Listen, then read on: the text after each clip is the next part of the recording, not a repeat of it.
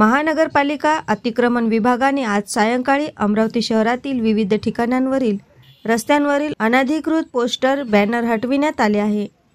या दरम्यान डॉक्टर पंजाबराव देशमुख यांच्या 125व्या जयंतीनिमित्त विविध शुभेच्छा बॅनर लावण्यात आले होते, मात्र तेही काढण्यात आले। त्यामुळे जिल्हाधिकारी कार्यालय परिसरात तणाव निर्माण झाला होता। तसेच या परिसरात असलेल्या खाजगी हॉटेल्स रेस्टॉरंटचे बॅनर लागले असून ते अजूनही हटविण्यात आले नाही।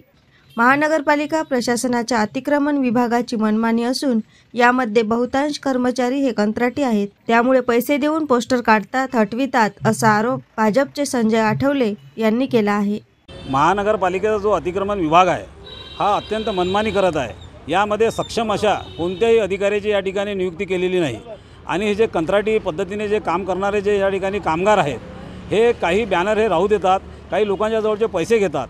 या ठिकाणी अनेक असा त्यांनी जे बॅनर या ठिकाणी ठेवलेले आहेत आणि जे डॉक्टर भाऊसाहेब पंजाबराव देशमुख यांची आता नुकतीच जयंती झालेली आहे आणि आता कार्यक्रमसुद्धा सुरू आहे। तो कार्यक्रम पूर्ण व्हायच्या पूर्वीच त्यांनी त्यांचेसुद्धा या ठिकाणी बॅनर काढलेले आहेत। या ठिकाणी भीमा कोरेगाव 1, 2, 3 हा मोठा कार्यक्रम सायन्स कोर मैदानावर आहे।